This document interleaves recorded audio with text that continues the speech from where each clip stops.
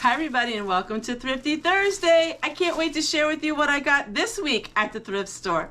I hope you keep watching.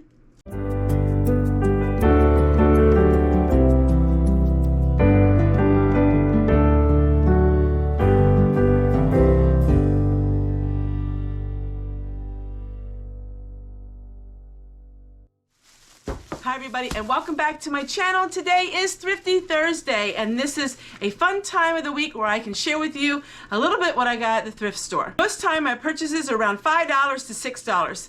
Every once in a while I go to the whopping price of $10, but most of the time it's under 10. So I'm going to share with you what I got this week at the thrift store.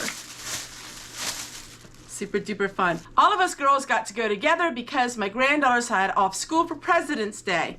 So here we go. First thing I got is this cookbook. Now, this was 1963.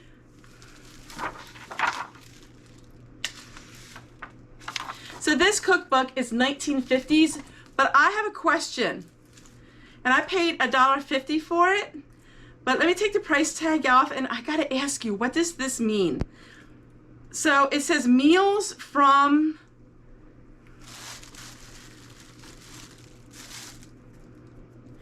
favorite recipes from the wives and great preachers, devotional gems for homemakers. But it says meals from, what does that word mean? Manse, M-A-N-S-E? I couldn't figure out what that means. So can some of you do some research and let me know, what does manse mean? It's a Christian cookbook and devotional for homemakers from great preachers. So what does that mean? Help me out. I think it's going to be really fun to make some recipes coming from this cookbook because it's, you know, 1950s. How can it not be fun? I got for $1.50, I got this one. And this one is all about gardening.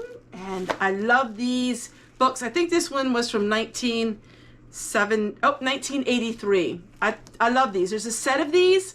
So I keep looking for them. Then I got for 75 cents one of these brown bags that you put chicken in and you can make like chicken that you would get like in a picnic. So I'm gonna give it a try. I'm sure you can buy these today, but it looks rather old, the labels and stuff, but I'm sure it's something that you could easily buy today. I'll probably do a video on that too. Why not, you know? $1.50, I got more of this wax. This has really gone up in price. I used to get it for 50 cents. Somehow I think people are understanding that this wax is expensive in the grocery store. But Walmart and most of your grocery stores still carry it. I think it's almost like $4.50 or something like that now. It's crazy. For $1, herbal plants for your garden, because that's all what I'm about this year. I love herbs and I'm really going to extend my herbal gardens. For 75 cents, I got some cheesecloth and I'm going to share with you in a minute what I'm using this for. I have some other cheesecloth I have out in my canning garage. I'll keep that there. I'm going to use this for something different. Now I need your help for something else because I thought this was really neat looking, but I have no idea what you're supposed to do with it. So for 50 cents, this is a photo album, I guess. But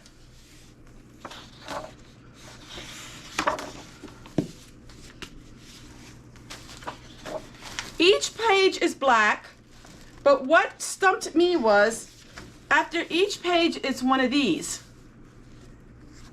It's like a cloth paper.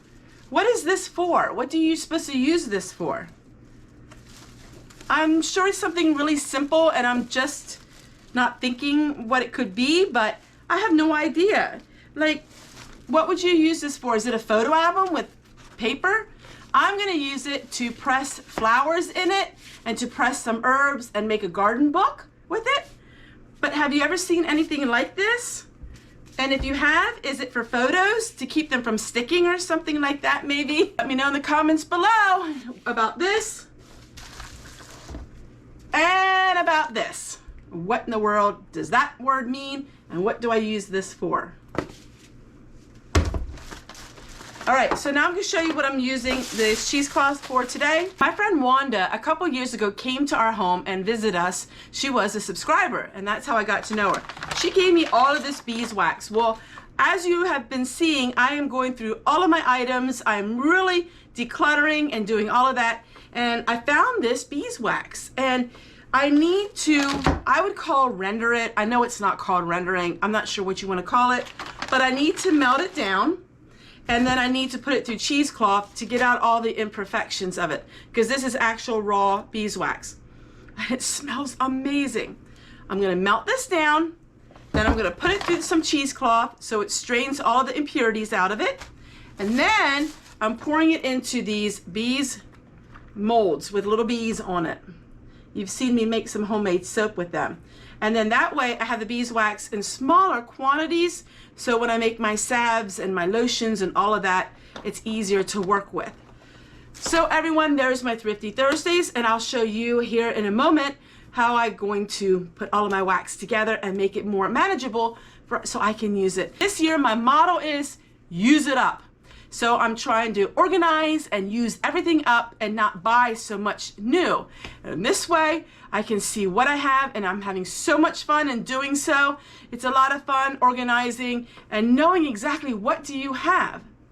I've done everything but my pantry, my main canning pantry, and that video is coming up real soon. All right, so the beeswax is almost melted, and this is why I save coffee cans. I don't throw any coffee cans away and tin cans because I really reuse them. So we're going to take some of this cheesecloth. We don't really need a whole lot of it.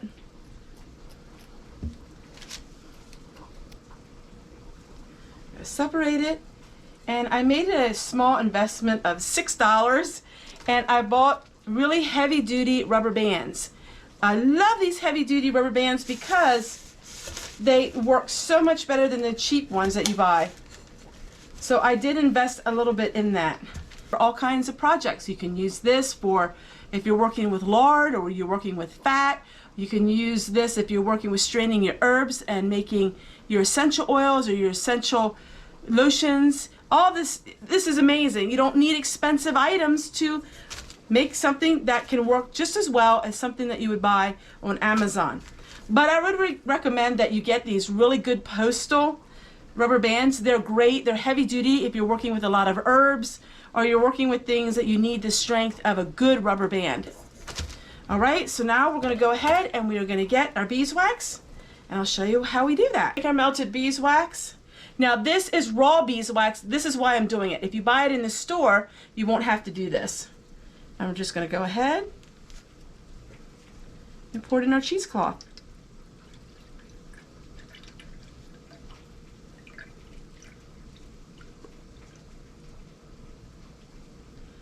Very good. Now I'm going to go ahead and melt the rest of it, but for demonstration I wanted to show you. Now I'm just going to go take the cheesecloth off, get my molds. I'm going to go ahead and pour it into my molds.